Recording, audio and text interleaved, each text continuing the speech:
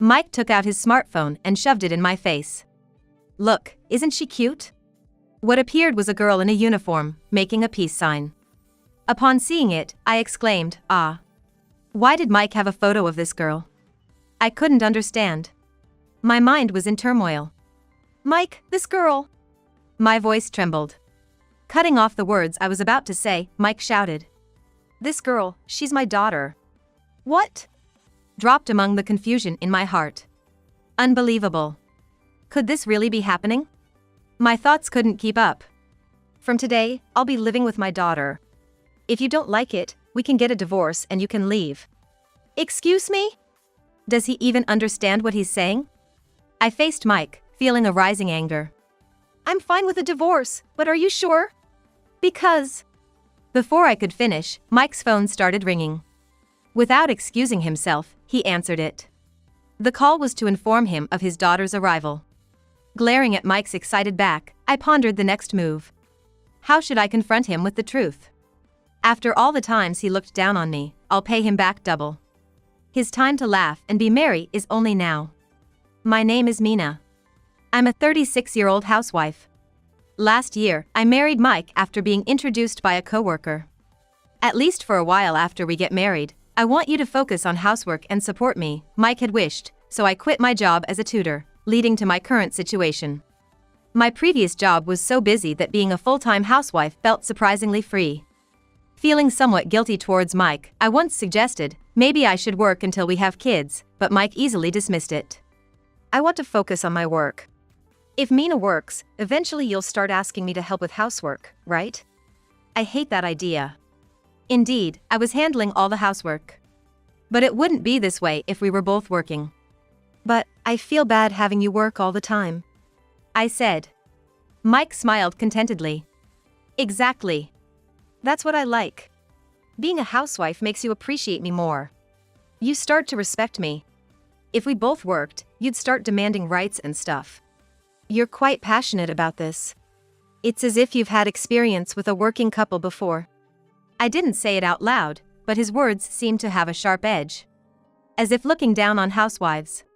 When I gave Mike a skeptical look, he laughed heartily. "Back when I lived with an ex-girlfriend, we had all sorts of problems. Don't look at me like that, don't be jealous. I'm all about Mina now." "If you say so." "Wow, this meatloaf is delicious. Keep making me great meals like this." "Sure." Fortunately, Mike's income was enough for the two of us to live on. While I felt guilty for not earning, I didn't dislike housework. If he's okay with it, continuing as a housewife wasn't a burden. Above all, if he appreciates it, then it's worth doing. Thus, I continued my life as a housewife. However, just a few months later, Mike said something completely opposite to what he had said before. "How about you start working again?" "Huh? But you said you wanted me to stay a housewife." Confused by his sudden change of heart, Mike sighed and said, "That was only for the beginning of our marriage. You must be used to it by now, right?" "Used to it?" I parroted back, and Mike narrowed his eyes in annoyance.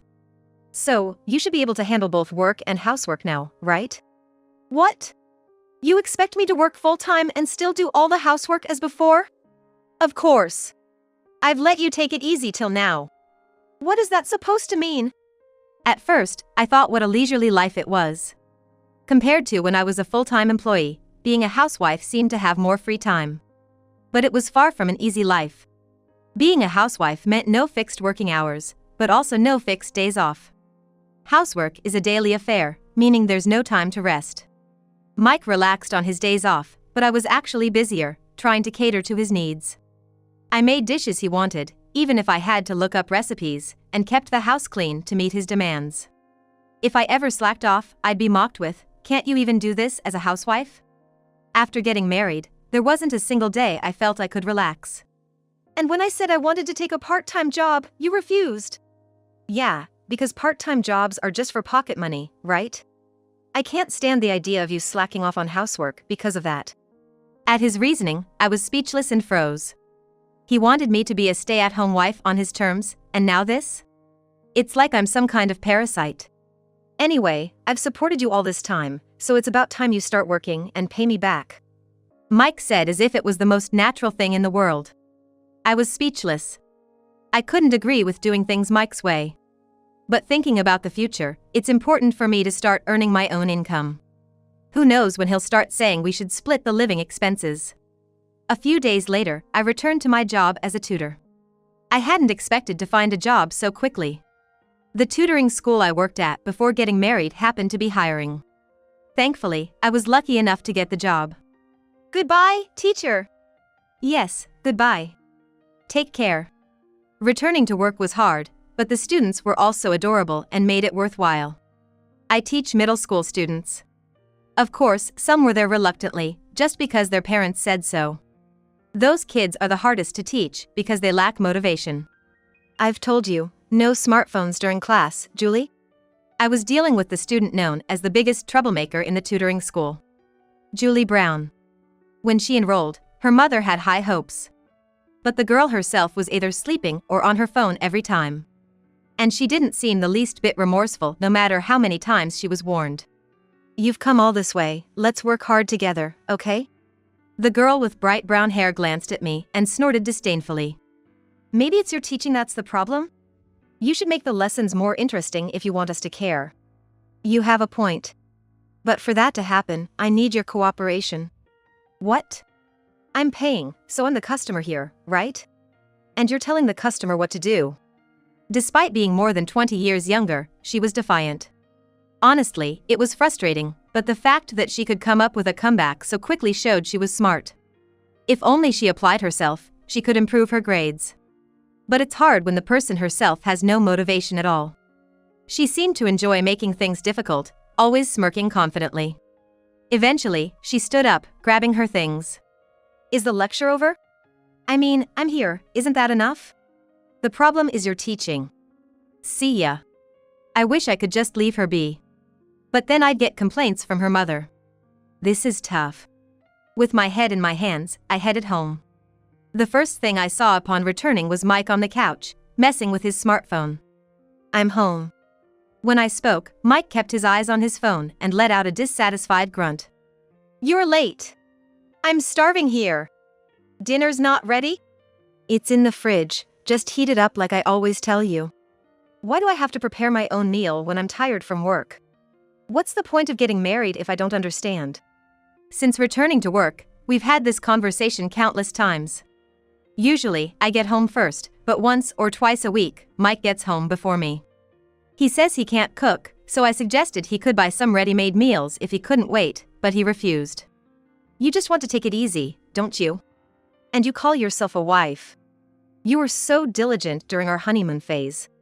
It's amazing how things change in just a few months. You're the one who changed first. Moving from a stay-at-home wife to full-time meant we should have shared the chores. Yet, refusing that left me with two choices: cut corners or overextend myself. For some reason, Mike couldn't stand me cutting corners. So, I had no choice but to overextend. I'd prepare dinner early in the morning, store it in the fridge, and quickly reheat it upon returning home. It felt like I was living like a slave, too drained to even argue. I don't even know why I didn't divorce him then. I guess part of me considered it when I decided to go back to full-time work. But without a clear trigger, I couldn't bring myself to do it. Then, one day, something happened that pushed me over the edge. Mike came home drunk. At least change into your pajamas first. Huh? You're so picky. That's why you're not good enough for me. What? He collapsed onto the bed in his suit, snoring away with his smartphone in hand. I can't just leave him like this, I thought, trying to move his phone away. That's when a message popped up on the screen. My eyes widened in shock. What's this? Had a great time today.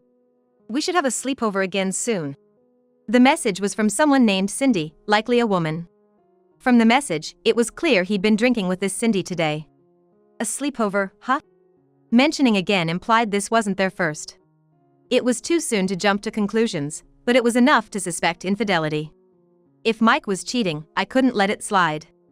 I'd divorce him. Unfortunately, his phone was locked, so I couldn't gather more evidence right then. The next day, I immediately hired a private investigator.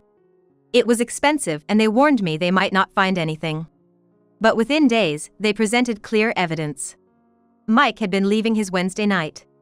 drinking sessions with coworkers early to meet a woman. And they'd go to a hotel together. After all the times he treated me like a slave, to think he was also cheating.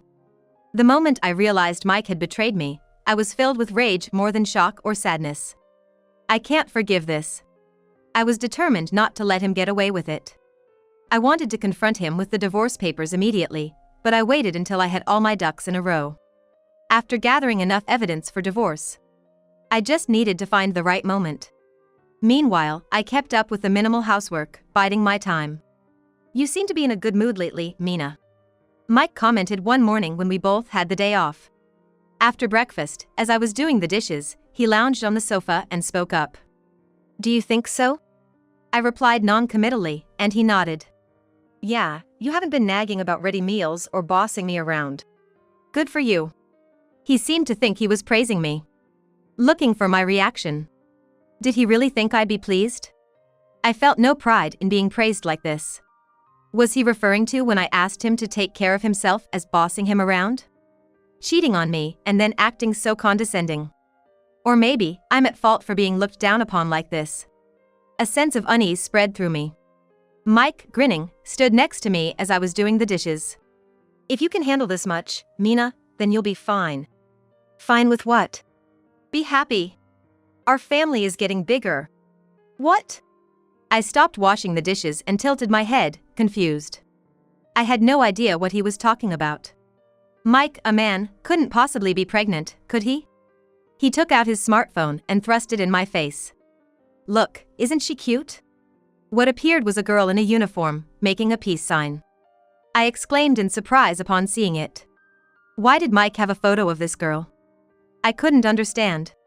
My mind was in turmoil. "Mike, this girl." My voice trembled. Interrupting what I was about to say, Mike shouted. "This girl, she's my daughter." "What?" It felt like a bomb had been dropped in the midst of my confusion. I almost screamed out loud and covered my mouth with my hand in shock. Unbelievable. Could this really be happening? My thoughts couldn't keep up. A few seconds later, I managed to squeeze out some words and softly asked Mike. "This girl is your daughter? But you said you've never been married." Before we got married, we had thoroughly checked each other's family backgrounds. Mike had no record of a previous marriage. Mike smiled proudly in response to my agitation. "I lived with her mother but never married. Kind of like a secret child, huh? Like a celebrity, right?" Despite it being nothing to brag about, Mike told me with an air of superiority. He continued with another unbelievable statement. "She's moving in with us starting today. If you don't like it, we can get a divorce and you can leave." "What?" I was flabbergasted and frowned. Does he even understand what he's saying? Suddenly revealing a secret child and declaring she would move in, leaving me no choice in the matter. This was beyond a joke. He was completely underestimating me. The most infuriating part was that Mike thought threatening divorce would make me back down. I faced Mike, feeling a rising anger. "I'm fine with a divorce, but are you sure?" "Because..." Before I could finish, Mike's phone started ringing. Without excusing himself, he answered it. I watched him, glaring. "It's my daughter calling. She just arrived." "What did you say?" "Don't look so scared. Come on, let's go and welcome her at the door." I reluctantly followed an excited Mike to the door. "Julie! You made it! I've been waiting!" I almost got lost. "Geez. I wanted you to come pick me up. Why didn't you?" "Sorry. I was just introducing you to my wife, Mina. Look, this is my wife, Mina." Mike tapped me on the shoulder, tilting his body to push me forward. I made eye contact with the girl he was talking to. She was exactly the girl I saw on the phone. Her face, initially wearing an unpleasant smile, suddenly widened in recognition and exclaimed, "Oh." Julie pointed at me, trembling. "You're the tutor." Yes, the daughter Mike brought home was Julie Brown, a student from the tutoring center where I work. Mike, sensing something was off from our reaction, looked back and forth between Julie and me, asking, "What's going on?" "Well, this person..." Julie glanced at me nervously before running over to Mike. I smiled as broadly as I could and interrupted Julie. "What a surprise! To think that Julie was your daughter, Mike." Mike, surprised at my use of Julie's name, gaped. Mina, you know Julie? Know her? Julie is a student at the tutoring center where I work, right, Julie? Julie shifted her gaze to the ground and muttered, yeah. What a coincidence. This must be fate. Mike laughed, oblivious to everything. We then moved to the living room for a long, important discussion that couldn't be settled in the hallway. As soon as we entered, Mike flopped onto the sofa. Well, it's great that you two already know each other. Saves me the trouble of introductions. Oh. And now, Julie doesn't even need to go tutoring. She can learn directly from you at home. Mike nodded happily, clearly in a good mood. I ignored his comments while pulling out several papers from a drawer. Papers that would change the course of my life. I marched up to Mike, sitting on the sofa, and thrust the papers at him. Huh? What's this? Divorce papers. I've already filled out my part, you just need to fill out yours. What? Mike exclaimed, snatching the papers from me to examine them closely. These are really divorce papers. Hey! Mina, why would you bring such a thing? Oh, didn't you say it yourself? Forgot? If you don't like it, we can get a divorce and you can leave. Mike was speechless, his mouth opening and closing. I did say that, but I meant it as a figure of speech. I never thought Mina would actually confront me with such a thing. Oh. And where does this confidence come from, I wonder? It's not like your looks or income are exceptional. Not to mention your personality. What did you say? Mike's face turned red with anger. All this high and mighty talk. I won't accept it. I'm not agreeing to a divorce. But you were the one who suggested divorce first. Are you going back on your word now? I never said that. Do you have any proof I said it? Unless you recorded it, but you didn't, right? We shouldn't even be talking about divorce, it's ridiculous.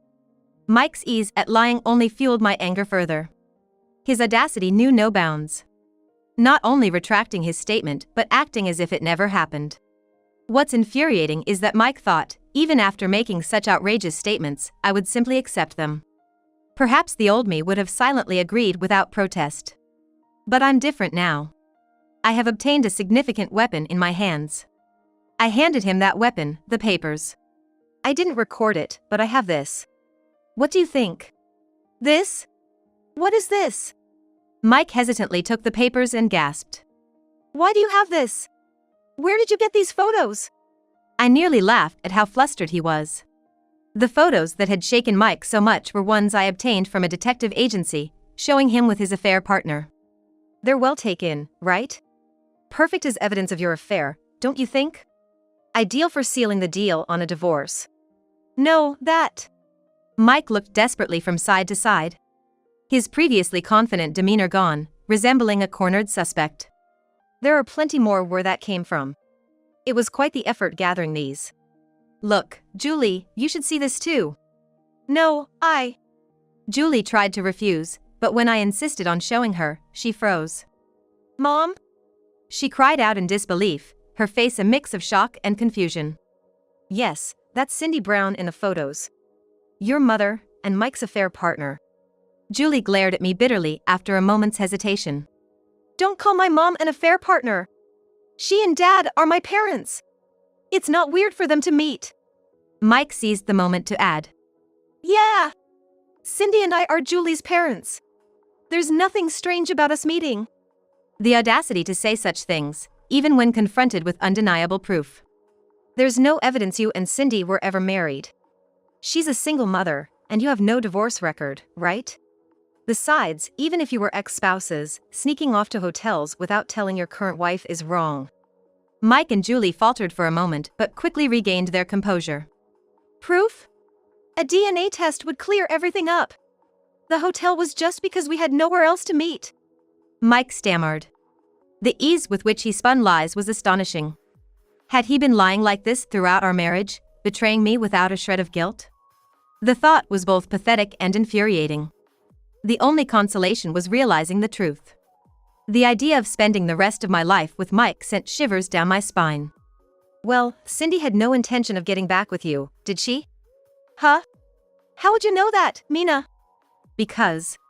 I glanced at Julie, who remained silent. Julie's gaze awkwardly shifted away as it met mine. Julie told me once at the tutoring center. Cindy has a man she plans to marry soon. And for the wedding fund, Julie was going to get money from her father. What? Mike looked back and forth between me and Julie. No, that can't be true, right, Julie? Cindy remarrying? And trying to take money from me, that's just cruel, right? Well, Julie mumbled something, clearly finding it hard to speak. Seeing this, Mike became furious. Is that true? That bastard Cindy. No wonder it was odd she suddenly wanted to leave Julie with me for a bit. Just dumping her daughter on me because she's a nuisance for her remarriage? It's not like that, Dad. Mom wouldn't. How is it not like that? It's exactly like that, isn't it? That woman, thinking she could just leave her daughter with me for a few months and get a large sum of money in return, promising to thank me, what nonsense. Mike muttered resentfully to himself. Convinced he was the victim. Enough with his tragic hero act. Besides, I don't have time for this farce. What Cindy plans doesn't matter to me. The problem is, Mike, you had an affair. That's it. I want a divorce and alimony. Please sign the divorce papers quickly. Wait, Mina. I was deceived too. I never imagined it would come to this. Mike pleaded, reaching out to me, but I swiftly brushed his hand aside. Disgusting. How much more can he underestimate people? Does he really think such excuses will work? You weren't deceived. You gave in to your desires and had an affair with Cindy. Then, blinded by money, you took Julie in. That's the truth, isn't it? Even if that's the truth, it was under different pretenses. I was deceived. It's pointless arguing. He can't even admit to his own actions. This man is beyond help. I can't deal with this. You three can discuss this among yourselves.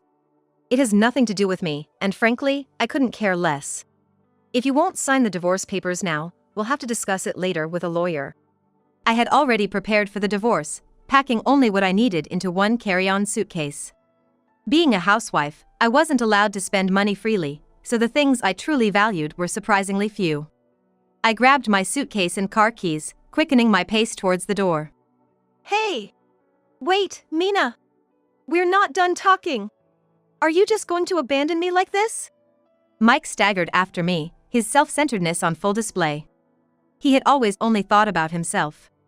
Telling me to be a housewife because he didn't want to do housework. Then telling me to work because he begrudged the money. It's laughable that I ever listened to him. Hey! Mina! Just listen to me a little longer. I still have things to say. I've said all I need to. I have so much resentment towards you that I couldn't possibly express it all in the time we have, so I'll condense it all and consult a lawyer. But what about the housework if you're gone? Julie is here starting today, and I've already bought a car expecting your salary. Where's the money going to come from? His disappointment is astounding, even now. You can do the housework yourself. Work it out with Julie. And don't rely on others for money. It's your responsibility for buying a car without consulting me. Don't dump it all on me. But I had never been able to firmly retaliate against Mike like this before. But once I did, it was easy. Seeing a grown man tear up and slump was both pitiful and comical. Julie peered out from behind Mike, tentatively. Mina, please, think it over calmly. You're just upset now. You'll regret it later. Julie's forced smile was new to me. She must have realized her situation was dire. Her mother was caught up in a new romance and couldn't be relied on. Her father was incapable of housework and burdened with car loans and upcoming other payments. It makes sense she'd try to convince me to stay. It's the first time you've called me. You never even looked up from your phone during classes, much less made eye contact. Julie, things might be tough from here on, but hang in there. If it's about your studies, you can always talk to me at the tutoring center. Oh, but maybe you won't need that anymore. You never seem to have the motivation, and tutoring fees can be quite expensive. Mike might not even be able to afford tutoring fees anymore. Julie's face was filled with despair. Wait! Please! Well, take care then, I said, shaking off the pleading voice and getting into my car. After that, Mike and I got divorced.